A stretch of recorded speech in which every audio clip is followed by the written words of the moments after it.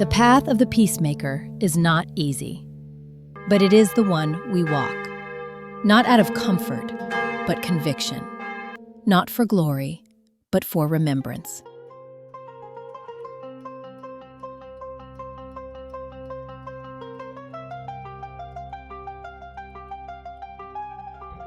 When I read the Bible, I do not see distant figures. I see my family and my ancestors. We are the living stones, descendants of the first Christians. We are not newcomers to this land. We are its memory, its pulse. Our stories are carved in its hills and whispered through its churches. We are a people with deep roots in this land. We have been here for generations. As theologian Mitri Raheb writes, the Bible is not a book about abstract faith, but about people whose names are still with us, whose descendants still live in the land of their ancestors. Connected to this land, to our land, in a way that goes beyond just history. It is personal. Then came 1948, the year that split our history into before and after.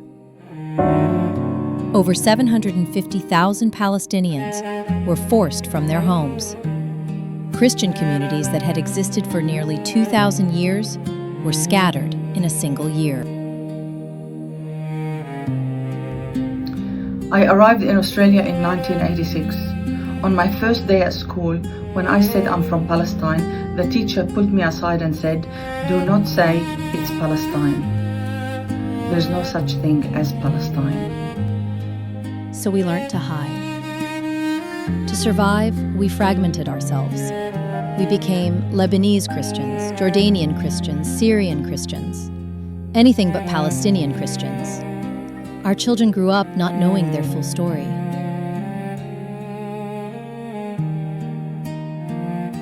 My extended family advised me not to say I'm from Palestine. Say you're from Jordan or Lebanon. This is how we lived.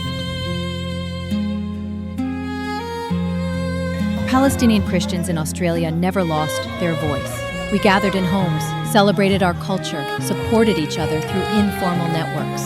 But as our community grew, as new challenges emerged, we realized we needed formal organization, a way to amplify our voice, to support refugees, to educate the broader community about who we are. Erasure is not just about forgetting. It's about being forgotten while you're still alive. It's about watching your narrative replaced with someone else's. It's about your children asking, who are we really? Palestinian Christians are not a relic of the past. Despite the challenges we've faced over the last century, we're still here. We're the living stones of the Holy Land, and we invite you to walk with us. Because although the path of the peacemaker may be challenging, it is blessed, and it is ours. Palestinian Christians in Australia formed not just to survive, but to thrive. To say, we are still here. We matter. Our story continues. The Palestinian Christian Identity Association rests on 3 pillars: solidarity, truth-telling, advocacy. These are not separate paths. They are one mission. Solidarity means strengthening our connections with Palestine itself, supporting students at Palestinian universities, with Palestinians across Australia and the diaspora. Truth-telling means educating Australia about who we really are. Our forums, our webinars, our community events. These are spaces where the Palestinian narrative can be heard, where our vision for peace can be shared without distortion.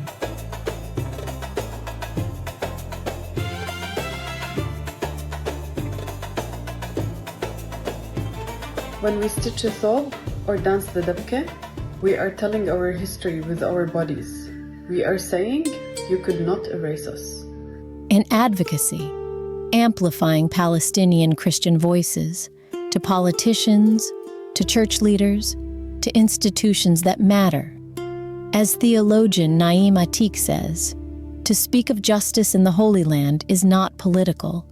It is profoundly theological. Then came October 7th, 2023, and everything that followed. As the world watched Gaza burn, Palestinian Christian families began arriving in Australia as refugees. PCIA was uniquely positioned to help. We spoke the language, not just Arabic, but the language of displacement. We understood what it meant to rebuild Palestinian Christian identity in a new land. We had the networks, the cultural knowledge, the lived experience. In 18 months, PCIA raised over $1 million for emergency housing and settlement of refugees, for psychological support and job training, for ensuring families could practice their faith and maintain their culture.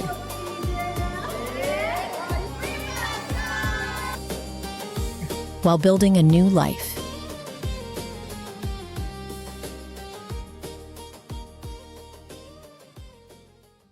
We also continued supporting education in Palestine itself, planting seeds of knowledge in the very soil where history breathes.